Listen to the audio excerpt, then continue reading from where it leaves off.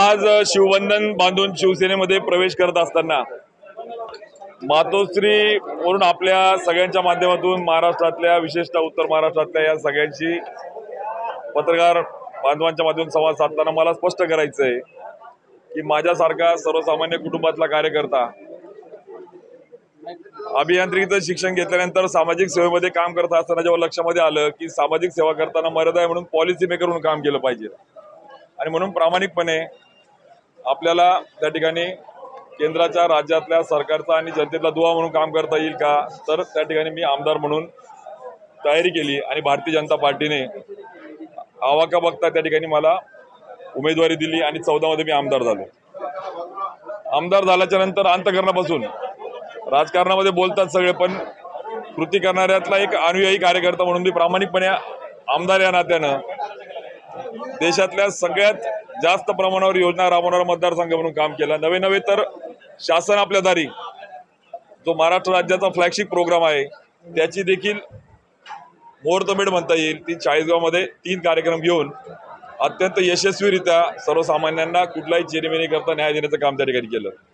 आणि म्हणून राजकारणाच्या पलीकडे विकास देखील केला पाहिजे ही भावना आजकाल कुठेतरी लोप पावत चालली. राजकारण म्हणजे याला गाडा याला पाडा, त्या पलीकडे जाऊन कुठेतरी सर्वसामान्यांच्या अपेक्षा पूर्ण करता येईल. भाषणात बोललं जातं पण कृती दूर जाते का हे चित्र एका बाजूला तयार होतंय आणि दुसऱ्या बाजूला मला आनंद वाटतो हे काम करत असताना.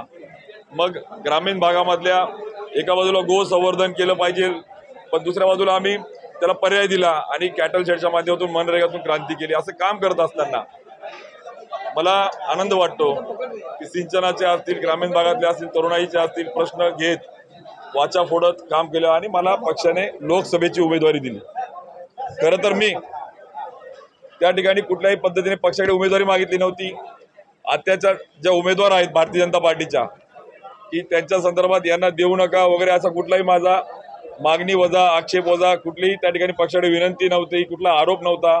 एक कार्यकर्ता या नात्याने मी काम करत होतो. मला अचानक आदल्या दिवशी सांगितलं की तुला लोकसभा लढायची आणि मी कार्यकर्ता या नात्याने पक्षाचा आदेश मी पाळला. मी विनंती केली की मी काय चुकतोय आमदार या नात्यानं, लोकप्रतिनिधी या नात्यानं, कार्यकर्ता या नात्यानं.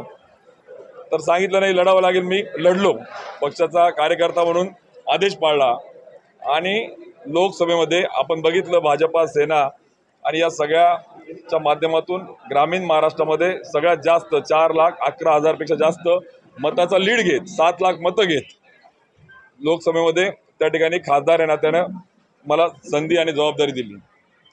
खासदार म्हणून काम करत असताना मला प्रामाणिकपणे आपल्या माध्यमातून सांगायला आनंद होतो, कारण की सगळे बोलताना फक्त भूमिका काय, निवडणूक काय, उमेदवारी काय, पण खासदार या नात्यानं देशातल्या 292च्या आसपास निवडून आलेल्या प्रथम ज्याला आपण म्हणू फर्स्ट टर्म या खासदारांमध्ये पहिल्या 7 मध्ये येण्याचं काम कायदे मंडळाचा सदस्य या नात्यानं being as a lawmaker त्या ठिकाणी मी केला. आणि एक we are the bridge in between the people and the government, सरकार आणि जनतेतला दुवा या नात्यानं प्रामाणिकपणे काम केलं.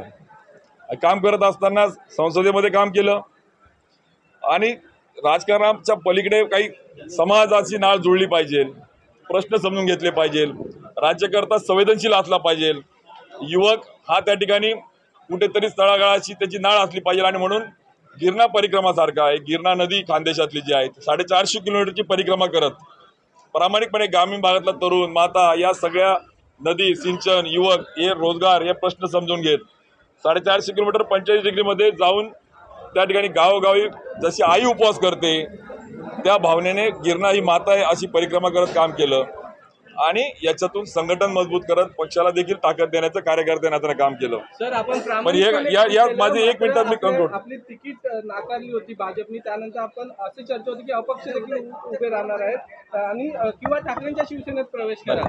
मात्र मी कंक्लूड करतो. आपण जे सांगितलं साहेब, मी कुठल्याही पद्धतीने खासदार म्हणून काम करत असल्यानंतर उमेदवारी ज्यावेळेस माझी नाकारली गेली त्या ठिकाणी मी दुसऱ्या दिवशी प्रामाणिक कार्यकर्त्यांना त्यांनी भूमिका घेतली की आपण कार्यकर्ता म्हणून काम करू, परंतु जाणीवपूर्वक काही त्या ठिकाणी धारीतले शुक्राचार्य म्हणता येईल किंवा ज्यांना त्या ठिकाणी विकासाऐवजी विनाशाकडे कुठेतरी चेंजच्या ऐवजी रिव्हेंजचं राजकारण करणाऱ्या प्रवृत्तीने मला जाणीवपूर्वक डावलण्याचं त्या ठिकाणी काम केलं.